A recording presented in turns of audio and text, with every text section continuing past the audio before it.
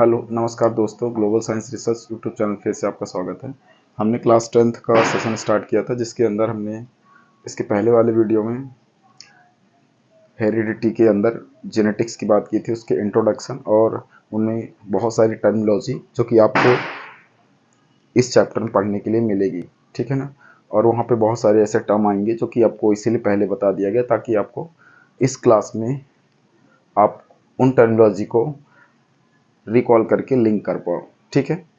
तो चलिए हम बात करते हैं। आज हम बात करने वाले हैं मेंडल्स के बारे में, थोड़ा सा देखेंगे और मेंडल्स ने पी प्लांट को क्यों सेलेक्ट किया, क्या रीज़न रहे, उसके क्या कारण रहे, और साथ ही साथ हम मेंडल्स ने कौन कौन से कैरेक्टर सेलेक्ट किए, किस प्लांट को सेलेक्ट किया और उन्होंने कौन कौन से लॉ दिए, ठीक है। तो आइए हम बढ़ते हैं मेंडल की तरफ। तो सबसे पहले हमने मेंडल के बारे में इंट्रोडक्शन, बेसिक इंट्रोडक्शन पहले ही बता दिया था, ठीक है, कि मेंडल की अगर बात करोगे तो ये यूरोप ऑस्ट्रिया के साइंटिस्ट थे, ठीक है ना। जो कि डेटा आपको दिया हुआ है, ये कहाँ के थे, यूरोप में एक छोटा सा कंट्री है ऑस्ट्रिया।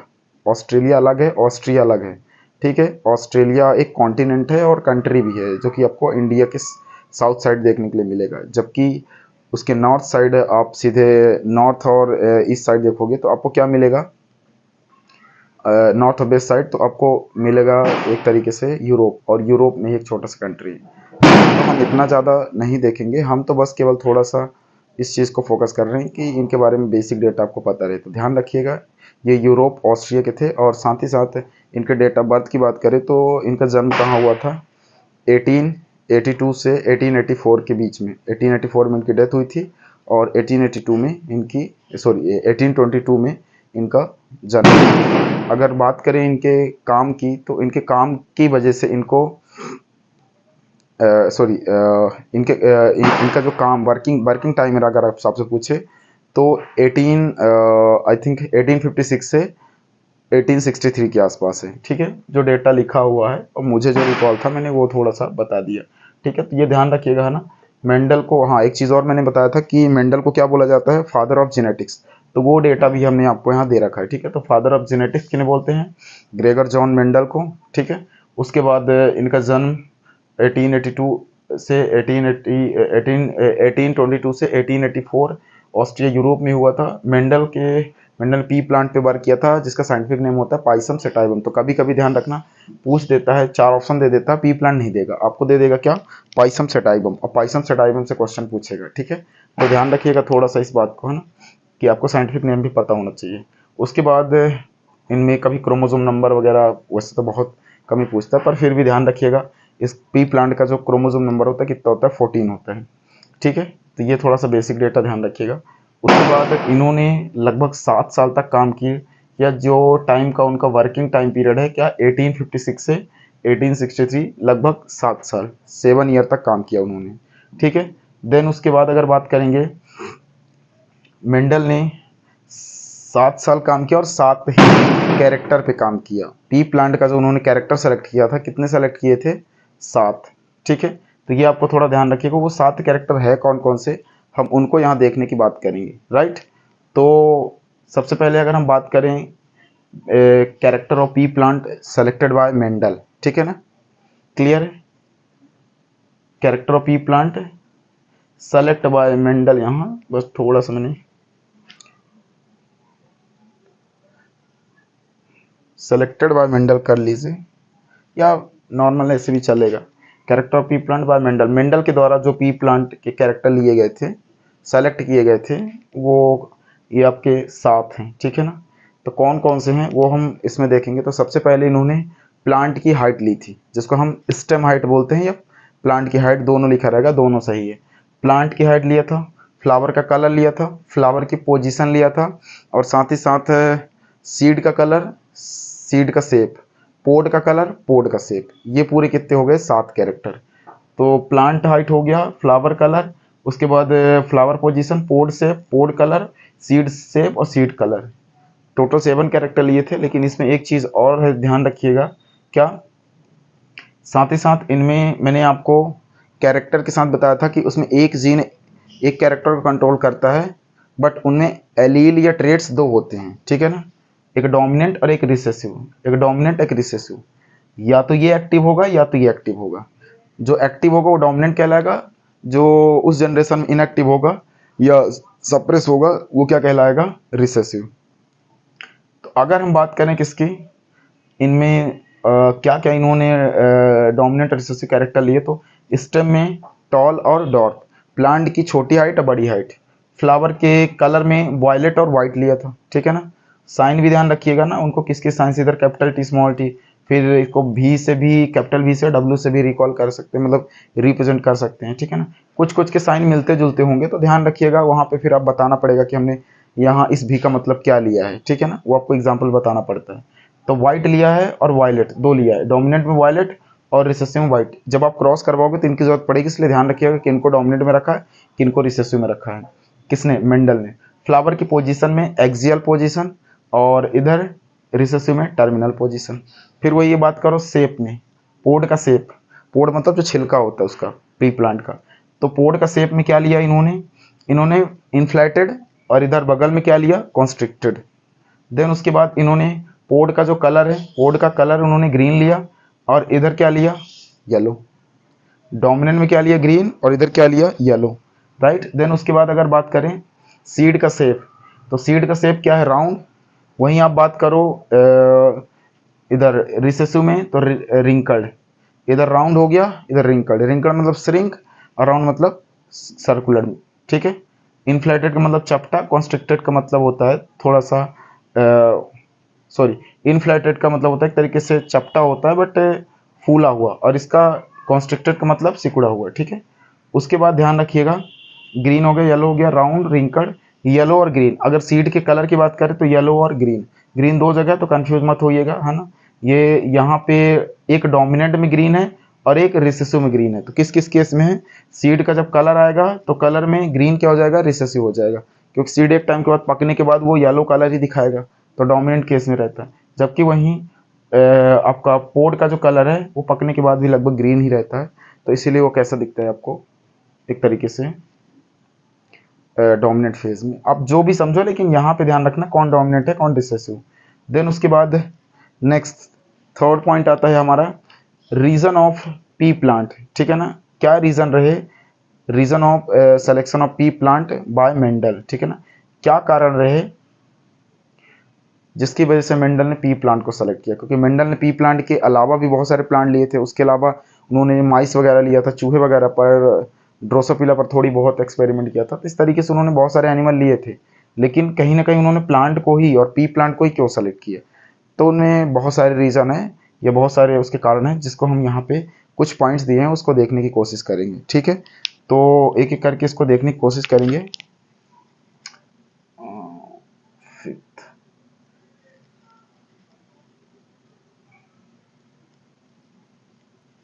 चलिए देखिए, मैं बेसिक पहले ओरली बता देता हूँ, फिर एक बार रीड कर दूंगा। देखिए, इनके लेने का मेन रीज़न क्या था कि ये प्लांट क्या था, इजीली अवेलेबल था, या कह लो इनके जो सीड वगैरह है ग्रो करवाने के लिए इजीली मार्केट में अवेलेबल हो जाते, सस्ते थे, चीप थे, इजीली ग्रो कर सकते थे, कम एरिया में ग्रो कर सकते थे, एक साल भर में 2 से 3 बार ग्रो कर सकते थे, और इनमें बहुत सारे फ्लावर लगते थे, और कलर्ड फ्लावर मतलब वेराइटी ऑफ फ्लावर लगते थे, ठीक है। तो हम अलग अलग वेराइटी में जो उसके कैरेक्टर हैं वो ट्रांसफ़र हो रहे हैं कि नहीं हो रहे हैं, क्रॉस करवा के हेट्रोजीनस कलर में क्रॉस करवा के हम देख सकते थे। साथ ही साथ आर्टिफिशियल पॉलिनेशन पॉसिबल था, बाइसेक्सुअल फ्लावर थे, तो इसका मतलब क्या है कि इनमें जो क्रॉस पॉलिनेशन है वो पॉसिबल था, ठीक है ना, क्लियर। तो ये चीज़ थोड़ा ध्यान रखिएगा। और क्या इसमें फीचर रहे होंगे इसके अलावा, तो इनमें लार्ज नंबर के फ्लावर के साथ साथ लार्ज नंबर के सीड भी यहाँ पे आने के चांसेस रहते थे, मतलब बहुत ज़्यादा, और रिजल्ट की पॉसिबिलिटी बहुत ज़्यादा थी, ठीक है ना, chances of result more than. एक लास्ट पॉइंट हम इसमें ऐड कर सकते हैं, क्या, chances of result more than, ठीक है, ऐड कर दें क्या, chances of result more than.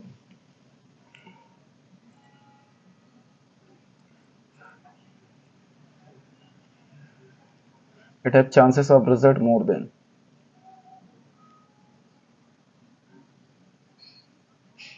it have chances of result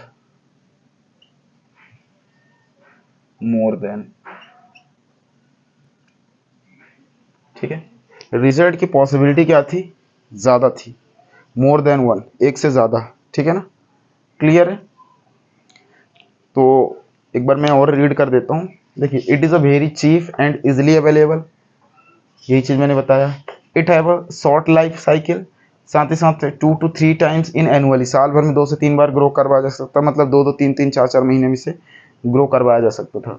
इससे फ़ायदा क्या हुआ, हमें मल्टीपल उसकी जनरेशन देखने में मिल गए। साथ ही साथ it can grow cultivate easily in small area, छोटे से एरिया में आसानी से ग्रो करवाया जा सकता था। साथ ही साथ it have bisexual flower with multiple variety in P plant, ठीक है, बहुत सारे पी प्लांट में वेराइटी ऑफ फ्लावर लगते थे, वेराइटी ऑफ सीड लगते थे। उसके साथ साथ it produce large number of flower and seed, वो भी मैंने आपको बता दिया कि उसमें बहुत सारे फ्लावर लगते थे। उसके बाद नेक्स्ट है, it can perform cross pollination by artificial medium, natural भी हो जाता है लेकिन मोस्टली आर्टिफिशियली पॉसिबल है, आप डिजायर्ड पोलिनेशन फ्यूज करवा सकते हो। उसके बाद लास्ट वाला जो मैंने लिखा था कि इट कैन परफॉर्म या it have chances of result more than, इसमें रिजल्ट के चांसेस ज़्यादा थे, ठीक है ना, ये ज़्यादा रखते थे। तो ये थे कुछ पॉइंट्स जिनमें से 2 नंबर 3 नंबर के क्वेश्चन बन सकते हैं। उसके बाद नेक्स्ट हम बात करते हैं मेंडल्स लॉ की, ठीक है। तो मेंडल्स लॉ अगर बात करें तो उसे लॉ ऑफ जेनेटिक्स भी बोलते हैं या उसे लॉ ऑफ इनहेरिटेंस बोलते हैं, क्योंकि इनके कैरेक्टर अगली जनरेशन ट्रांसफर होते हैं, ये इस बात को बताता है, इनके फीचर ट्रेड्स ये उस पर बेस्ड ही है। और साथ ही साथ जेनेटिक्स के अंदर इसकी स्टडी की जाती है, इसलिए इसे लॉ ऑफ जेनेटिक्स भी बोलते हैं। और दिया इसे मेंडल ने था, इसीलिए लॉ ऑफ मेंडल बोलते हैं, मेंडल का नियम बोलते हैं। इन्होंने, अगर हम एक्चुअल में रियलिटी में बात करें तो मेंडल ने 2 ही लॉ दिए थे, फर्स्ट और सेकंड लॉ, तीसरा लॉ तो मेंडल ने दिया ही नहीं था, ठीक है। मेंडल के जो इनके डेथ होने के बाद इनके जो असिस्टेंट्स है साथ में काम कर रहे थे इनके अंडर में, तो इनके असिस्टेंट ने जब रीडिस्कवरी की मेंडल की, तब उस कंडीशन में इन्होंने क्या किया था, थर्ड लॉ को क्या किया, एज अ एक्सेप्शन डिस्कवर किया। अब चूंकि ये मेंडल के लॉ से ही डिस्कवर किया, इसलिए उन्होंने इसी में ऐड कर दिया और ये टोटल आगे चल के बन गया 3 लॉ, ठीक है। तो कौन कौन से, law of dominance, law of segregation, separation या प्योरिटी ऑफ गैमेट, राइट। इसे लॉ ऑफ डोमिनेंस को फर्स्ट लॉ भी बोलते हैं, लॉ ऑफ सेग्रीगेशन या सेपरेशन या इसे प्योरिटी ऑफ गैमेट या सेकंड लॉ भी बोलते हैं। लॉ ऑफ सेग्रीगेशन, ये चूंकि सेपरेट होने का नियम है, एक तरीके से गैमेट इसमें सेपरेट होंगे, पहले वाले में डोमिनेंसी को शो करेगा, वो हम डिटेल में बात करेंगे, एक एलील दूसरे एलील पे डोमिनेंट हो रहा होता है। और उसके बाद प्योरिटी ऑफ गैमेट, मतलब इसमें जो गैमेट आगे चल के सेपरेट होंगे सेकंड लॉ में, वो प्योर रहेंगे, कोई भी एक दूसरे को अफेक्ट नहीं करता, इसमें ये बोला गया है। तीसरा लॉ जो है लॉ ऑफ इंडिपेंडेंट असॉर्टमेंट, इसकी अगर बात करें तो इसके अंदर जो लॉ ऑफ इंडिपेंडेंट असॉर्टमेंट, इसके अंदर अगर बात करेंगे तो इन्होंने कहा था कि गैमेट जब आप क्या करोगे अगली जनरेशन में, ये डाई हाइब्रिड, चूंकि डाई हाइब्रिड क्रॉस पर बेस्ड है, देखिए ये दोनों मोनो हाइब्रिड पर बेस्ड है, मैंने यहाँ तो मेंशन नहीं किया, ये दोनों क्रॉस किस पर बेस्ड है,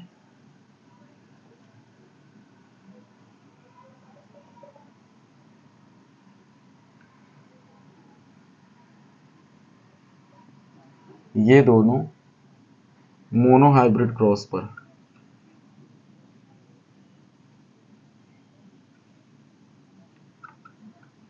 मोनो हाइब्रिड क्रॉस पर बेस्ड है। जबकि वहीं थर्ड लॉ की बात करेंगे तो ये किस पर बेस्ड है, डाई हाइब्रिड क्रॉस, ठीक है, ये बेस्ड है डाई हाइब्रिड क्रॉस।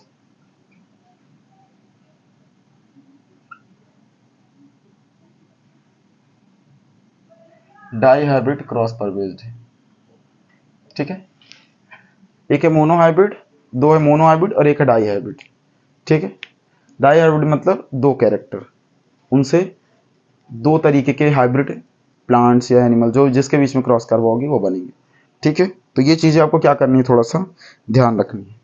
अब हम इसको 1 बाय 1 करके थोड़ा डिस्कस करेंगे। तो अभी इस वीडियो में हम केवल एक ही लॉ की बात करेंगे, first law, law of dominance की। उसके बाद हम सेकंड और थर्ड लॉ एक साथ बताएंगे, ठीक है। तो अभी हम चूंकि प्लेस के हिसाब से हमारे पास जितनी प्लेस थी उसके हिसाब से हम इसको थोड़ा सा एक लॉ को डिस्क्राइब करेंगे उसके बाद 2 लॉ अगले में, ठीक है। अब चूंकि इसमें दिक्कत क्या रहती है कि अगर हम इसे लिख लिख करके वीडियो शूट करेंगे थोड़ा लंबा हो जाएगा, इसलिए हम कंटेंट वगैरह रहता है तो मोस्टली जो चीज़ें रिटर्न करने वाले रहते हो पहले ही मैं मेंशन कर देता हूँ ताकि मुझे फटाफट चीज़ें मैं एक्सप्लेन कर पाऊँ। अब हम बात करें फर्स्ट लॉ में, तो इसको फर्स्ट लॉ बोलते हैं या लॉ ऑफ डोमिनेंस बोलते हैं या इसे मोनो हाइब्रिड क्रॉस बोलते हैं या इसे बोलते हैं इनहेरिटेंस ऑफ वन जीन। मतलब कि इसमें सिंगल जीन, इस लॉ के हिसाब से सिंगल जीन जब इनहेरिटेंस होता है तो क्या रिजल्ट आते हैं, ठीक है, ये उसको एक्सप्लेन करता है। तो यही वही चीज़ बोला है कि इसे इनहेरिटेंस ऑफ वन जीन बोलते हैं या इसे फर्स्ट लॉ, इसे लॉ ऑफ डोमिनेंस या इसे मोनो हाइब्रिड क्रॉस, मतलब कि मोनो हाइब्रिड क्रॉस वाले प्रिंसिपल पर बेस्ड है। अब इन्होंने ध्यान रखना है बेसिक तौर पे भी इसे क्या बोलेंगे ये भी थोड़ा हम बता देंगे, लेकिन उसके साथ साथ इन्होंने पहले 3 टर्म बोले हैं, 3 फैक्टर कि देखिए फर्स्ट में कहा कि character controlled by discrete unit, उसे बोलते हैं फैक्टर, ठीक है। एक ऐसा अलग तरीके का एक यूनिक फीचर जो कैरेक्टर को कंट्रोल करता है या एक यूनिक तरह का कोई ऐसा सेगमेंट जो कैरेक्टर को कंट्रोल करता है उसको हम क्या बोलते हैं, फैक्टर बोलते हैं, ठीक है।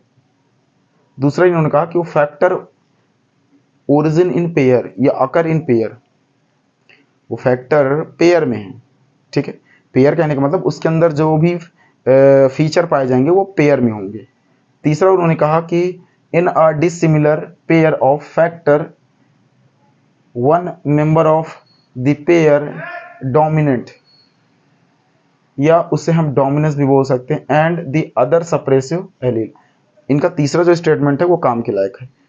एक तो इन्होंने कहा कि जो कैरेक्टर कंट्रोल करता है उसको हम फैक्टर बोलते हैं, ये दोनों पेयर में पाए जाते हैं जिनको हम एलील भी बोल देते हैं फैक्टर के साथ साथ। अब इनमें इन्होंने कहा कि डिसिमिलर पेयर हैं वो फैक्टर, चूंकि अलग अलग पेयर, एक डोमिनेंट एक रिसेसिव, तो डिसिमिलर है। Factor one member of pair dominant होगा किस पे, जो रिसेसिव वाला है सप्रेसिव कैरेक्टर है उस पर। तो ये वही कह रहा है कि अदर सप्रेसिव कैरेक्टर या रिसेसिव एलील, दैट मीन्स अब इसका हम कंक्लूसिव मीन्स निकालते हैं।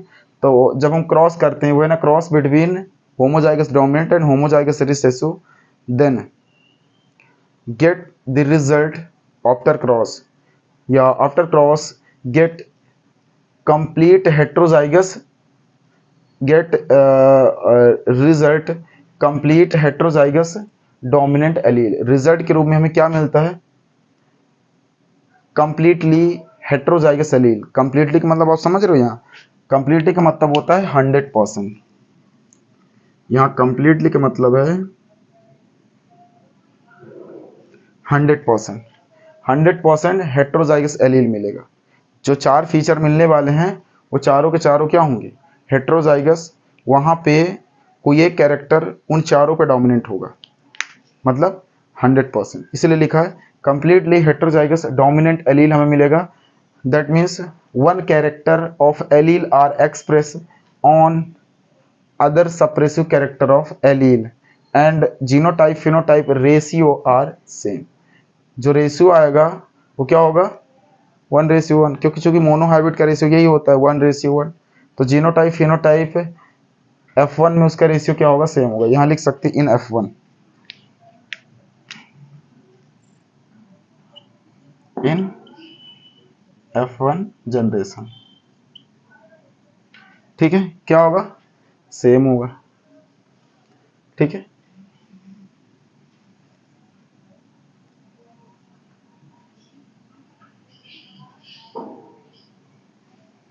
अब बात आती है एग्जाम्पल की।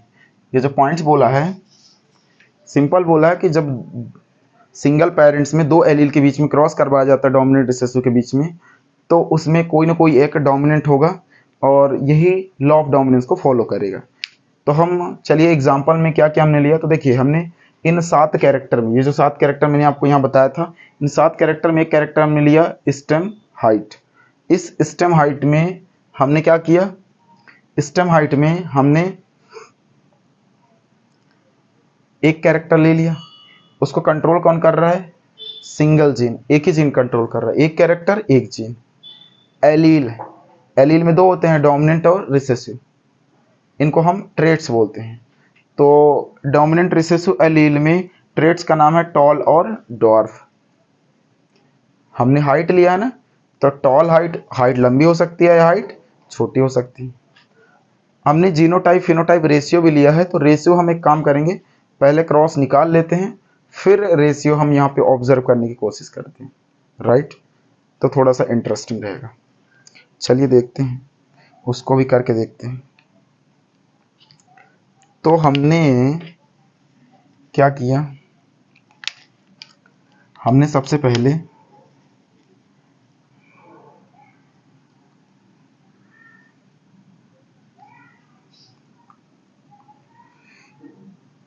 पेरेंटल जनरेशन फर्स्ट लिया, ठीक है ना। पेरेंटल जनरेशन फर्स्ट में हमने जो कैरेक्टर लिए, डोमिनेंट कैरेक्टर,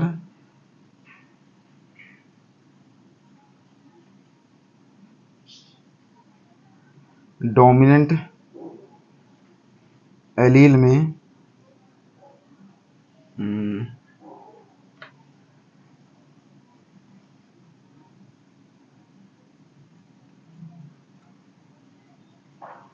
डोमिनेंट एलील, ठीक है, और इधर क्या है, रिसेसिव एलील।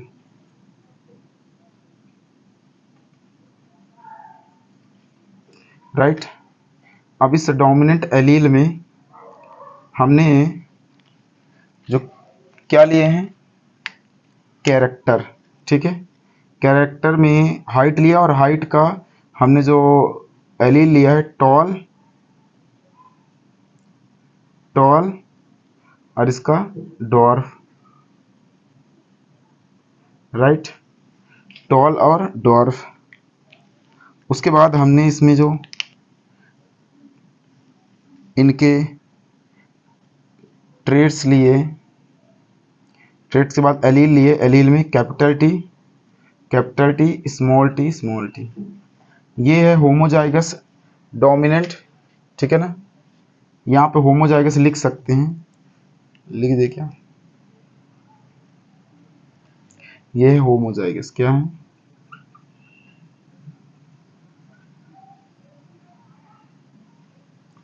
ये भी क्या है, homozygous. Homozygous dominant allele, homozygous recessive allele. हमने यहाँ टॉल लिया, और इधर क्या लिया, इधर लिया हमने एक तरीके से डॉर्फ। अब हम इसको क्या करेंगे, ये पेरेंटल जनरेशन फर्स्ट, और ये उनके बच्चे आएंगे filial generation first, P1 F1। अब इन यहाँ करेंगे हम गैमेटोजेनेसिस, क्या करेंगे, गैमेट बनाएंगे। गैमेटोजेनेसिस में हमने कैपिटल टी, ये 2n था nn में कन्वर्ट कर दिया। गैमेटोजेनेसिस में ध्यान रखना गैमेट बनेंगे सेपरेटेड, इसको भी गैमेटोजेनेसिस करके गैमेट में कन्वर्ट कर दिया। अब बात आती है क्या, सेल्फिंग की, सेल्फिंग करवाओ, ठीक है, सेल्फ क्रॉस करवाओ भाई। सेल्फ क्रॉस जब करवाया तो इसका क्रॉस इसके साथ, तो क्या रिजल्ट निकला, कैपिटल टी स्मॉल टी। इसका क्रॉस इसके साथ, क्या रिजल्ट निकला, कैपिटल टी स्मॉल टी। इसका क्रॉस हमने किसके साथ करवाया, इसके साथ, ठीक है। एक बार इस कैपिटल टी का इन दोनों के साथ, फिर इस कैपिटल टी का इन दोनों के साथ, तो यहाँ क्या आएगा, वही आएगा, कैपिटल टी स्मॉल टी। इसके बाद फिर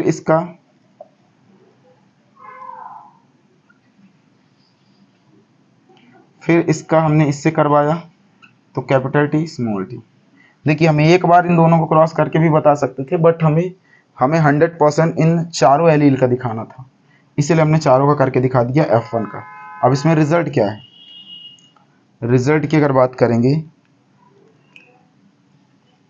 तो ये है 25%, 25%, 25%, 25, 25%, 25%, 25% क्या, 25% ये हेट्रोजाइगस डोमिनेंट में शॉर्ट में लिख दूं क्या, H H D, heterozygous dominant, heterozygous dominant, heterozygous dominant allele, ये हेट्रोजाइगस डोमिनेंट एलील, ये heterozygous dominant allele, heterozygous dominant allele, ये भी हेट्रोजाइगस डोमिनेंट एलील। ये हेट्रोजाइगस डोमिनेंट एलील मिला क्या? डॉर्फ मिला कि टॉल? तो टॉल मिला। अब यहां इसे फुल कंक्लूजन लिखो। फुल कंक्लूजन कैसे? 100%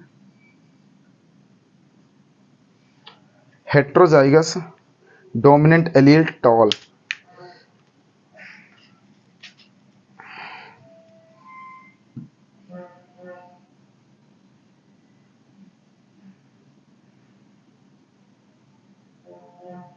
हेट्रोजाइगस डोमिनेंट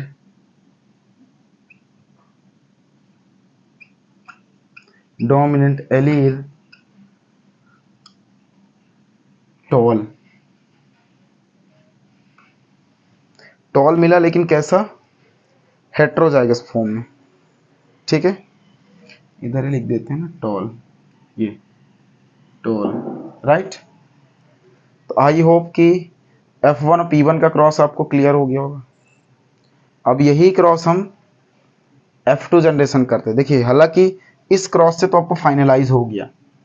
क्या फाइनलाइज हो गया? अकॉर्डिंग टू मेंडल, कि मेंडल ने कहा था कि F1 जनरेशन में क्या आना चाहिए? Complete heterozygous dominant allele 100%। ठीक है, तो इस क्रॉस से तो ये तो कंफर्म हो गया कि इसके F1 से तो कंफर्म हो गया कि ये 100% क्या हो रहे हैं? डोमिनेंट हो रहे हैं। क्या? टॉल। ठीक है, ये प्रूफ हो रहा है जो यहाँ पे आपने लिखा था ना, टॉल। टॉल क्या होता है? डोमिनेंट। यही तो प्रूफ करना था, तो यहाँ हमने ये प्रूफ कर दिया। ठीक है, तो ये बात आपको क्या करना, थोड़ा सा ध्यान रखना है। इतने से भी काम चल जाएगा, बट हम मेंडल ने कहा था कि अगर हम उसे F2 में क्रॉस करवाते हैं, F2 जनरेशन, सेकंड जनरेशन में, तो क्या रिजल्ट के चांसेस होंगे। तो चलिए हम इन्हीं में से उठाते हैं एलील को और यहाँ F2 का क्रॉस करवाते हैं। F2 में कहा था कि जब आप हेट्रोजाइगस का क्रॉस करवाओगे, अभी आपने होमोजाइगस करवाया तो आपको केवल हेट्रोजाइगस मिला, लेकिन जब आप हेट्रोजाइगस का क्रॉस करवाते हैं तो आपको तीनों मिलता है। डोमिनेंट भी मिलता है, रिसेसिव भी, मतलब कि होमोजाइगस डोमिनेंट भी मिलता है, होमोजाइगस रिसेसिव भी मिलता है, और हेट्रोजाइगस भी मिलता है। तीनों मिलते हैं। ठीक है, इसका मतलब अगली जनरेशन का जो रेशियो आएगा हम वो भी थोड़ा सा देखेंगे। इसका रेशियो क्या आएगा? अगर हम इसे 50-50 मान लें तो 1:1। ठीक है, इसका रेशियो क्या आएगा? F1 का, ये F1 P1 का, ये F1 का। ठीक है ना, ये F1 जनरेशन। ठीक है, F1 जनरेशन का है। जीनोटाइप फिनोटाइप का सेम है, 1:1 सेम है, राइट। अब आते हैं, चलिए F2 में। F2 का भी तो चेक करना है ना। F2 generation,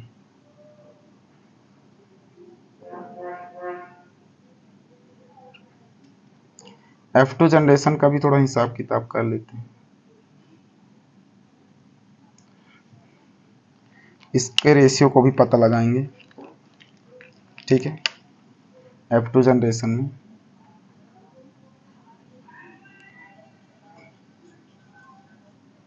genotype phenotype,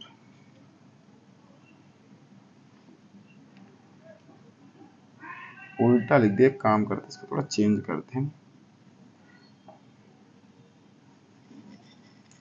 phenotype ratio सीधा थोड़ा तरीका ये है, फिनोटाइप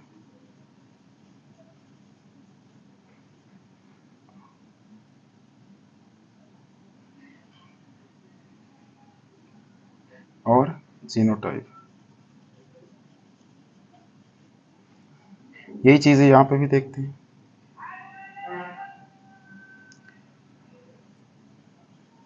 फिनोटाइप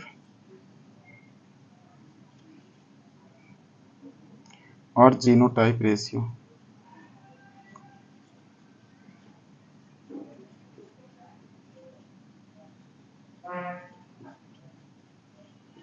ये भी देखते हैं क्या निकल के आता है।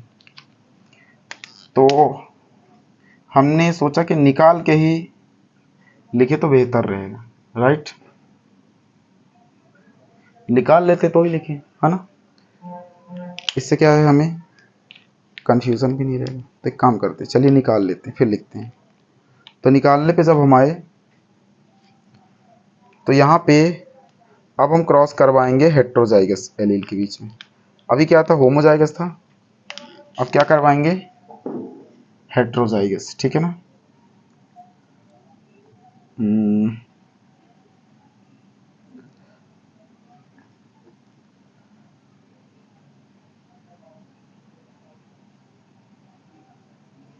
हेट्रोजाइगस ये किसका है, P2F2 का। हेट्रोजाइगस,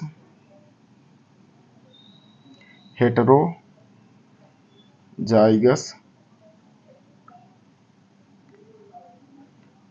और ये भी है हेट्रोजाइगस।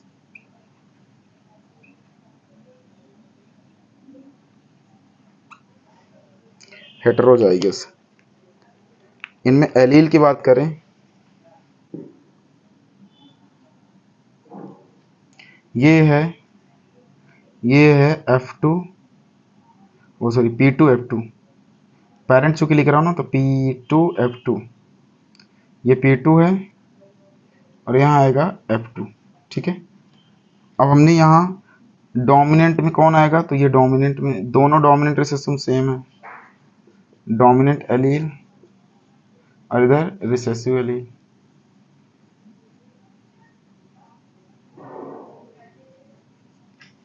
दोनों सेम है, ठीक है। अब सेम है तो यहाँ हम क्या ले रहे हैं, टॉल ही ले रहे हैं। टॉल कैसा है, हेट्रोजाइगस, ठीक है। टॉल टॉल के बीच में, बट कैसा है ध्यान रख लेना ना, हेट्रोजाइगस है। टॉल टॉल है, हेट्रोजाइगस। होमोजाइगस का हो चुका है। क्या रिजल्ट आता है अगर हेट्रोजाइगस का अगर क्रॉस करवाया जाए, ठीक है। सबसे पहले इसकी गैमेटोजेनेसिस करते हैं, गैमेट बनाते हैं। तो गैमेट जब बनाएंगे तो क्या होगा,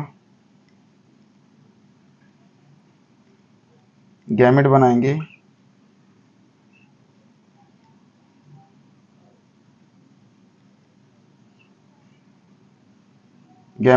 तो capital T small T, capital T small T, ठीक है। क्लियर है। अब यहाँ क्रॉस करवाते हैं, सेल्फिंग करवाते हैं ना, सेल्फ क्रॉस।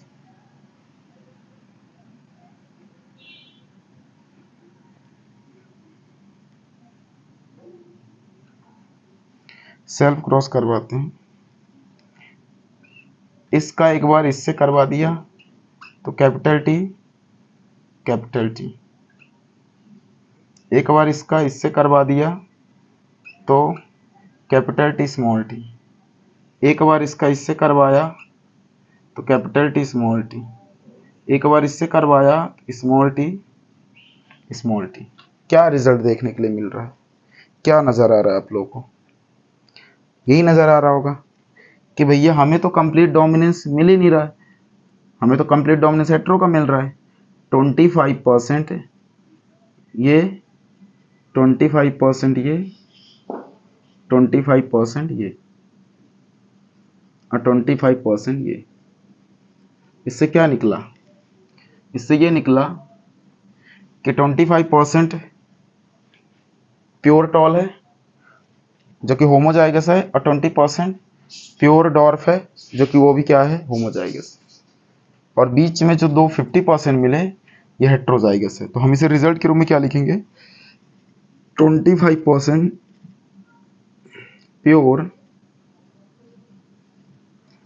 होमोजाइगस टॉल,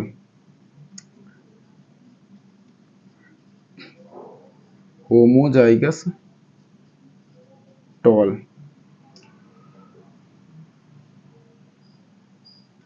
और इधर क्या लिखेंगे,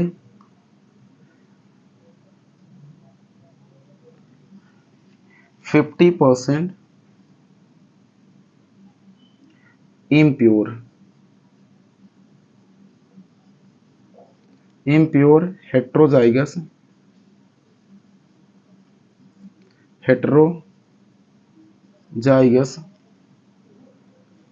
टॉल। भैया टॉल तो दोनों है, बट कैसे कैसे है ये भी आपको समझ में आ गया होगा। और इधर 25% ये भी प्योर क्या है, प्योर होमोजाइगस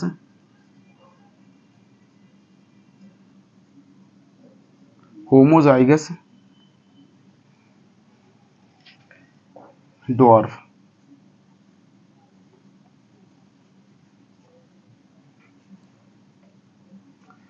तो कहते हैं ना कि सबका दिन आता है। देखो बेचारे डॉर्फ का भी दिन आ गया, वो भी कुछ ना कुछ कर रहा है, ठीक है। तो ये चीज़ें आपको क्या करना, थोड़ा सा ध्यान रखना। तो हमें रिजल्ट के तौर पे, चलिए इसका तो निकल गया था, हम इसका रेशियो निकालते हैं। तो देखिए 25, अगर हम इनके प्योरिटी के हिसाब से देखें तो कैपिटल टी इसमें भी है, कैपिटल टी इसमें भी, इसमें भी, तीनों में कैपिटल टी है। तो भैया बोर्ड जिसका लगेगा नाम तो उसी का आएगा ऊपर तौर पे, ठीक है, उसी का आएगा ना। तो यहाँ बोर्ड तो कैपिटल टी का लगा हुआ है डोमिनेंसी में, तो यहाँ पे ऊपरी तौर पे, फिजिकल तौर पे, फिनोटाइप तौर पे 1 2 3, तो यह क्या हो गया 3।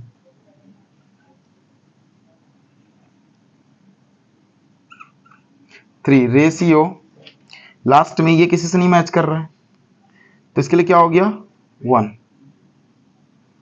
तो क्या निकल के आया 3:1, 1 2 3, मतलब कि जो इसमें टॉल है वो 75% है।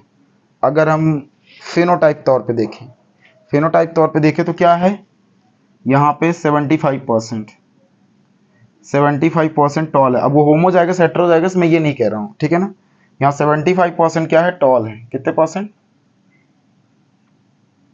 75-25 ये रेशियो, ठीक है। यहाँ तो 50-50 था,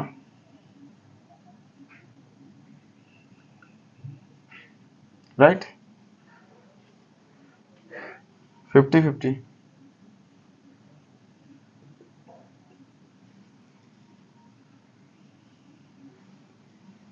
अब आते हैं जीनोटाइप में। तो जीनोटाइप में देखिए बोर्ड लगाने से किसी का कब्जा तो हो नहीं जाता, केवल एग्रीमेंट है। तो ये जो दोनों, इन दोनों के साथ एग्रीमेंट किया था, तो इन्होंने इसके साथ केवल रहने का एग्रीमेंट किया था, उस पर कब्जा करने का नहीं। इसीलिए इन्होंने कहा कि भैया इंटीरियर पहचान मेरी भी तो रहने दो। तो इंटीरियर मतलब उसके जेनेटिकल तौर पे इन्होंने अपने को टॉल से अलग कर लिया। तो ये केवल कितना बचा, एक बचा, तो 1। अब ये दोनों तो सिमिलर हैं, ये दोनों तो 50% है, इन दोनों के तो सिमिलर कैरेक्टर, इसलिए ये 2 हो गया, 1 और 2। तो 1:2, 1 और 2 प्लस 1 और 1 + 2, तो 1:2 और लास्ट में ये तो किसी से मैच ही नहीं किया था, तो ये क्या हो गया 1। तो इसका क्या बनेगा, इसका बनेगा 1:2:1, मतलब 25 50 25, ठीक है। That's the formula. ये रहा आपका क्या, फर्स्ट लॉ का क्रॉस। तो आई होप ये कैसे कैसे क्रॉस किया मैंने ये समझ में आ गया होगा। ऐसे ही सेकंड भी है, सेकंड भी बहुत से ज़्यादा डिफरेंट नहीं है, ऐसे ही है, इसलिए आपकी बुक में क्रॉस करवाया नहीं है, थर्ड का डायरेक्ट करवा दिया है, ठीक है। तो ये ध्यान रखिएगा, है ना। आई होप ये समझ में आ गया होगा, और अगर समझ में आ गया तो इसे लाइक ज़रूर करें, और साथ ही साथ बाकी को भी शेयर करें, ताकि उनको भी ये कंसेप्ट क्लियर हो पाएँ, और आपके एग्ज़ाम के लिए बहुत बेनिफिशियल है। इसलिए इस चीज़ों को फटाफट रिकॉल कर लें। अगर कहीं डाउट है तो वीडियो फिर से रिमाइंड करके देख लें, ठीक है, या क्वेश्चन हो तो कमेंट बॉक्स में सेंड कर दें। जय हिंद।